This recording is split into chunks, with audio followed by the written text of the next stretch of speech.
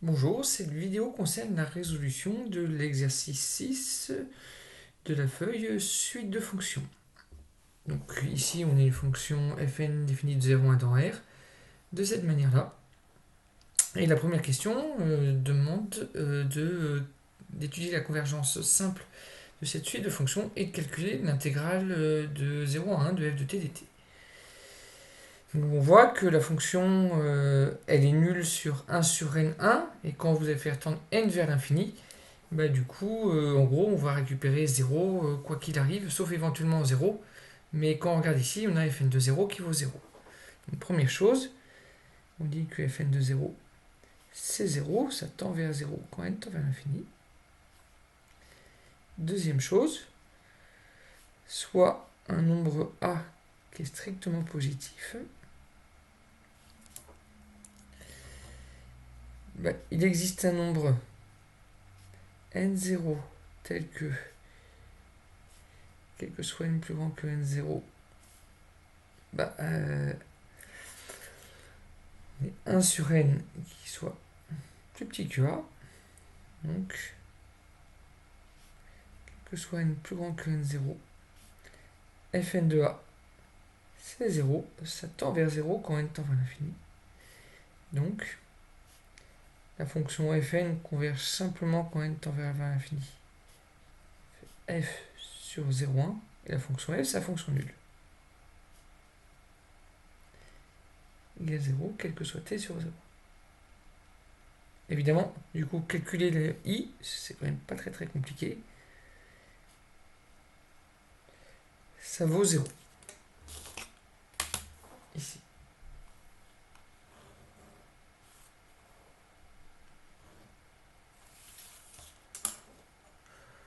Donc, première question, pas trop difficile. Deuxième question, pas trop compliqué non plus. Calculer l'intégrale de 0 à 1 de fn, sachant que elle est nulle entre 1 sur n et 1, comme le dit l'énoncé. Donc du coup, intégrale de 0 à 1 de fn de t dt, c'est intégrale entre 0 et 1 sur n de n au carré de t 1 moins nt dt, c'est un polynôme.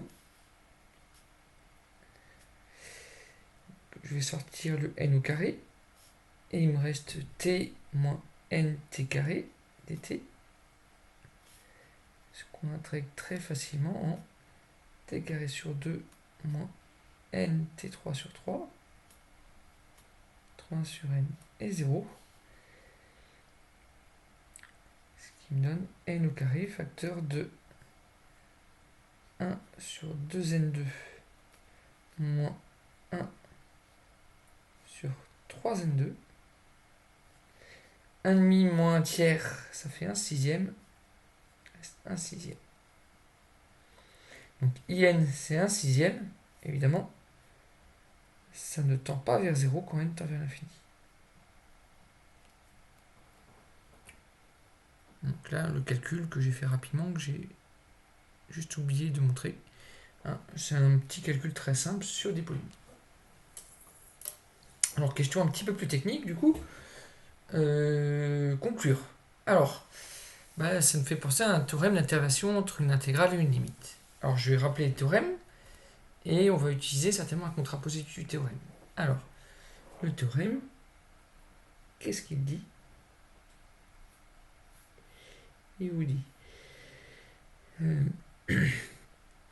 les hypothèses.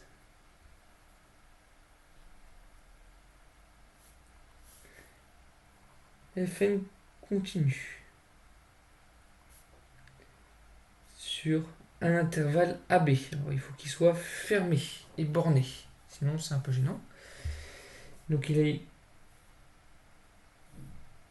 Alors, pardon, il n'est pas forcément fermé et borné, il est continu sur AB. Et il faut que, quel que soit, donc il est continu, quel que soit n appartenant à n, Fn, ça converge uniformément quand n tend vers l'infini vers f sur l'intervalle AB. Donc il faut quand même que l'intervalle soit borné, sinon c'est un peu gênant. Donc voici les hypothèses. Alors, l'intégrale de A à B de Fn de t dt, ça tend vers l'intégrale de A à B de f de t dt.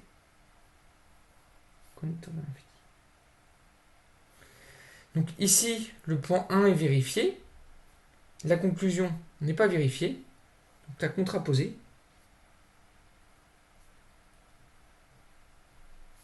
Ben, elle nous dit que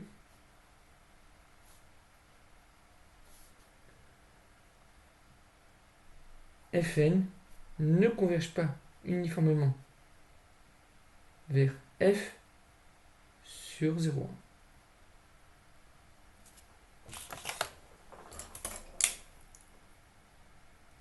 Donc ça, c'est faux. Du coup, j'ai pas de convergence uniforme sur 0,1. Et le théorème de continuité ne permettait pas de répondre parce que la fonction f, vu que c'est la fonction nulle elle est bien continue. Donc ça ne nous permettait pas de répondre. Donc sur 0,1, pas de convergence uniforme.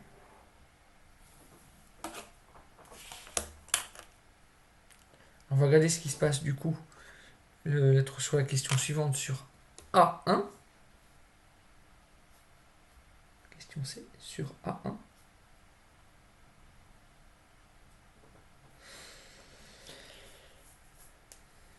C'est pas très très compliqué, hein. C'est comme tout à l'heure. Ce qu'on sait, c'est que grosso modo, dès que n va être assez grand, la fonction va être nulle. Donc du coup, il y aura vraiment rien à se poser comme question. Donc, je vais dire soit n appartenant à n, parce que dès qu'on utilise la convergence uniforme, je mets une étoile parce qu'il y a du 1 sur n. Et puis je vais dire il existe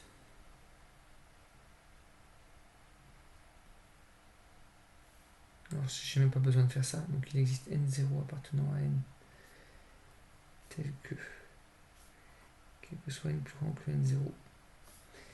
Du coup j'ai 1 sur n qui se retrouve là, et là du coup je ne devrais pas dire que n est dans une étoile là, mais je vais prendre un n plus grand que n0 ici.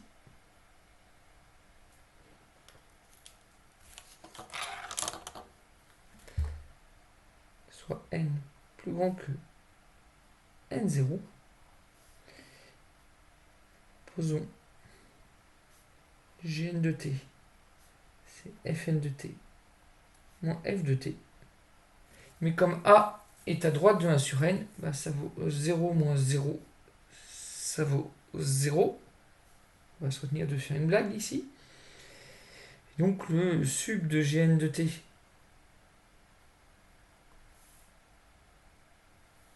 non, pour t plus grand que A. Donc le sub de Gn de t pour t appartenant à A1, vu que c'est la fonction nulle, c'est 0. Ça tend bien vers 0 quand n tend vers l'infini. Donc on a bien une convergence uniforme quand n tend vers l'infini, vers f sur A1. Et ça c'est vrai, quel que soit A, pour un A, pour n'importe quel A qui est compris entre 0 et 1. Merci.